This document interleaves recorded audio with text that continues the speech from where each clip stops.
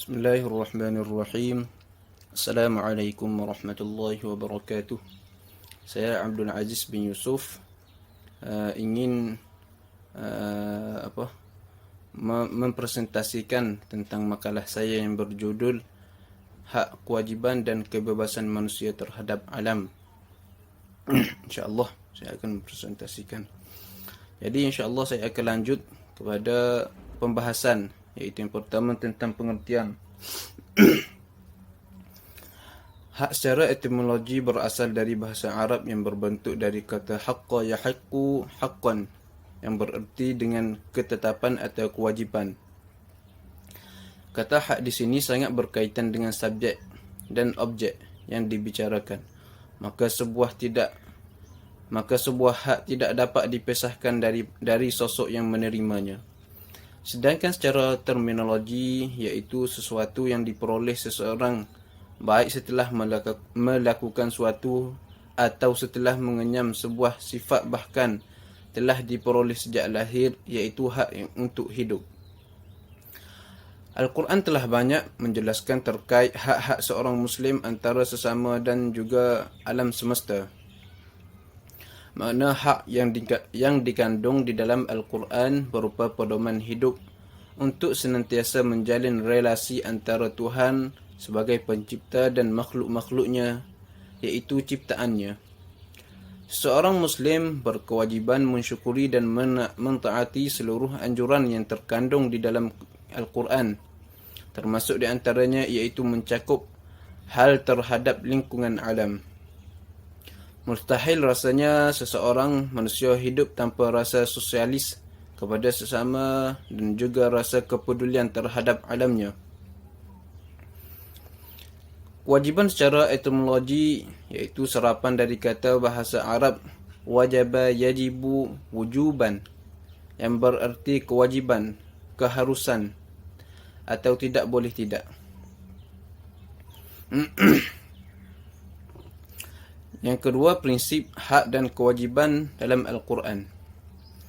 Al-Quran merupakan kitab suci yang universal, objektif, dan syarat akan makna yang mendalam. Diturunkan untuk menjadi acuan serta jalan petunjuk bagi setiap insan yang beriman. Tidak sedikit ayat Al-Quran yang berbicara tentang manusia. Bahkan manusia adalah wahyu pertama yang telah disebut 2 kali dalam rangkaian wahyu Tuhan yang pertama.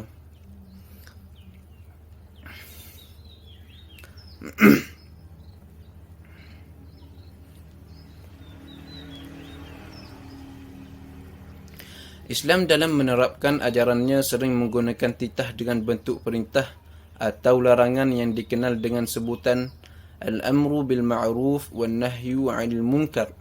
Perintah dan larangan bersifat bermacam-macam. Ada kalanya perintah tersebut bersifat wajib dan terkadang juga bersifat sunnah. Begitu dengan larangan, tidak sedikit yang bersifat haram dan sesekali bersifat makruh. Manusia diberi hak kebebasan untuk melakukan sesuatu yang tidak bertentangan dengan Al-Quran dan Sunnah, khususnya berkaitan dengan aktivitas manusia terhadap lingkungan alam, seperti memanfaatkan alam dan sekitarnya untuk menjadi tempat tinggal, bahan makanan pokok, lingkungan bermain, dan aktivitas lainnya. Akan tetapi, sebagian manusia berlaku sepihak dan sewenang-wenangnya terhadap alam sehingga turun ayat Al-Quran dan muncul hadis Nabi SAW berkenaan dengan kewajiban setiap Muslim untuk menjaga dan melestarikan alam. Seperti salah satu kalam Nabi yang berbunyi, An Aisyah radhiyallahu anha 'anil Nabi sallallahu alaihi wasallam qala, Man a'mara ardan laysa li ahadin fahuwa ahaqqun. Qala Urwah, qada bihi Amr radhiyallahu anhu fi khilafatihi. Rawahul Bukhari. Telah menceritakan kepada kami Yahya bin Bukhair, telah menceritakan kepada kami Laith dari Aisyah radhiyallahu anha dari Nabi sallallahu alaihi wasallam bersabda, barang siapa yang memakmurkan tanah yang tidak dimiliki oleh siapapun, maka dia lebih berhak atas tanah tersebut. Urwah berkata, Umar bin Khattab menerapkan hal tersebut pada masa kekhalifahannya.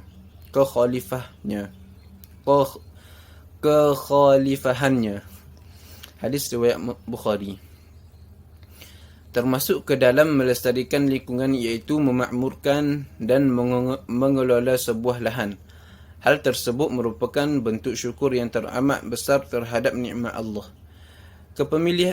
Kepemilikan didasari pada keinginan pengelola untuk mengurusi dan menggarap lahan sehingga menimbulkan manfaat serta memfasilitasi berbagai kebutuhan masyarakat umum seperti sumber air bersih, lahan bercocok tanam, mengembala haiwan ternak dan memelihara rerumputan. Seterusnya tentang ayat-ayat hak, kewajiban dan kebebasan manusia terhadap alam. Yang pertama, ayat yang berbunyi a'udzubillahi minasyaitonirrajim. Zaharal fasadu fil barri wal bahri bima kasabat aydin nas liyudhiqahum ba'dalladhi 'amilu la'allahum yarji'un. Suratul Rum ayat 41. Yang bermaksud, telah tampak kerusakan di darat dan di laut disebabkan karena perbuatan tangan-tangan manusia. Allah menghendaki agar mereka merasakan sebagai dari akibat perbuatan mereka, agar mereka kembali ke jalan yang benar. Dan di antara mufassir yang saya ambil tentang ayat ini ialah pada tafsir Jalalain yang telah mengatakan bahawa telah tampak kerusakan di darat disebabkan terhentinya hujan dan menipisnya tumbuh-tumbuhan di dalam laut. Maksudnya di negeri-negeri yang banyak sungainya menjadi kering disebabkan perbuatan tangan manusia berupa perbuatan-perbuatan maksiat supaya Allah merasakan kepada mereka. Kami merasakan kepada mereka sebagai dari akibat perbuatan-perbuatan mereka, sebagai hukumannya agar mereka kembali supaya mereka bertobat dari perbuatan-perbuatan maksiat. Seterusnya tentang pendapat tentang tafsir Al-Munir. Syekh Wahbah Zuhaili menjelaskan pada ketika itu alam beserta seisinya mengalami kekacauan dan penyimpangan. Mudarat terjadi di mana-mana, kemarau panjang dan berkurangnya hasil pertanian berupa tanaman dan buah-buahan akibat dari rosaknya ekosistem lingkungan dan maksiat serta dosa-dosa manusia. Hal tersebut juga disebabkan berpalingnya manusia dari perintah-perintah Allah, memusuki agama Allah dan memakan harta orang lain dengan cara tidak baik.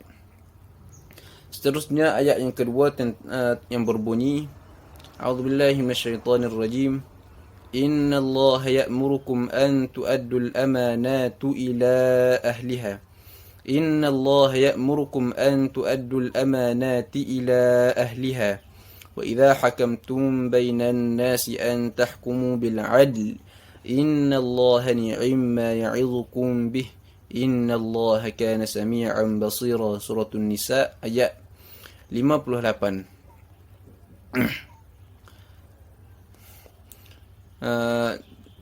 Dalam tafsir Jalalain telah menyatakan bahawa sesungguhnya Allah menyuruh kamu untuk menyampaikan amanah. Artinya kewajiban-kewajiban yang dipercayakan dari seseorang kepada yang berhak menerimanya. Ayat ini diturunkan ketika Ali radhiyallahu anhu hendak mengambil kunci Kaabah dari Uthman bin Talhah Al-Hajabi, penjaganya secara paksa, yakni ketika Nabi SAW datang ke Mekah pada tahun pembebasan. Uthman ketika itu tidak mau memberikannya lalu berkata, seandainya saya tahu bahawa ia Rasulullah, tentulah saya tidak menghalanginya. Maka Rasulullah SAW pun menyuruh mengembalikan kunci itu pada masa seraya bersabda, terimalah ini untuk selama-lamanya, tidak putus-putusnya. Uthman merasakan heran atas hal itu, lalu dibacakan ayat tersebut sehingga Uthman pun masuk Islamlah. Ketika akan meninggalkan kunci itu diserahkan kepada saudaranya Syaibah, lalu tinggal pada anaknya. Ayat ini walaupun datang dengan sebab khusus tetapi umumnya berlaku disebabkan persamaan di antaranya. Dan apabila kamu mengadili di antara manusia, maka Allah menitahkan kamu agar menetapkan hukum dengan adil. Sesungguhnya Allah amat baik sekali. Pada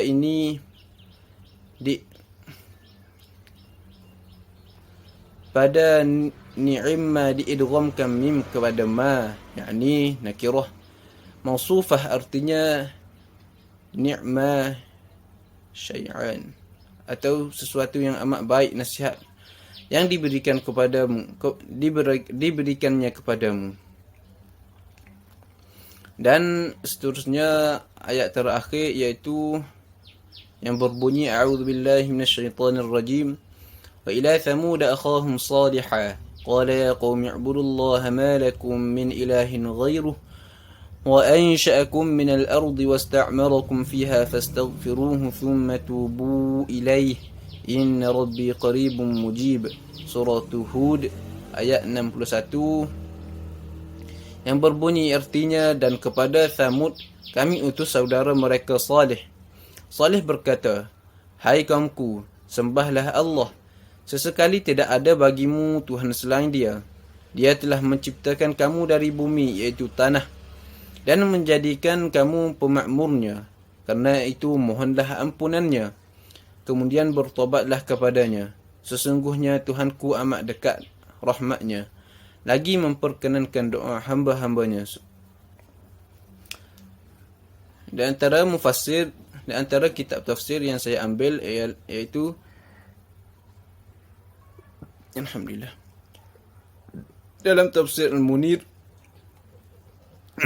dalam tafsir Jalalain yang berbunyi, dan kami utus kepada Thamud saudara mereka yang satu kabilah, iaitu Salih. Salih berkata, hai kaumku, sembahlah Allah. Artinya, esakanlah Dia, jangan sesekali tidak ada bagi kalian Tuhan selain Dia. Dia telah menciptakan kalian. Dialah yang mula-mula menciptakan kalian dari bumi, iaitu dengan menciptakan bapa moyang kalian, Adam, dari tanah, dan menjadikan kalian pemakmurnya, dan menjadikan kalian sebagai para penghuni bumi. Karena itu mohonlah ampunannya dari kemusyrikan, kemudian bertobatlah kembali kalian kepadanya dengan menjalankan ketaatan. Sesungguhnya Rabbku amat dekat kepada makhluknya melalui pengetahuannya, lagi memperkenankan doa orang yang meminta kepadanya.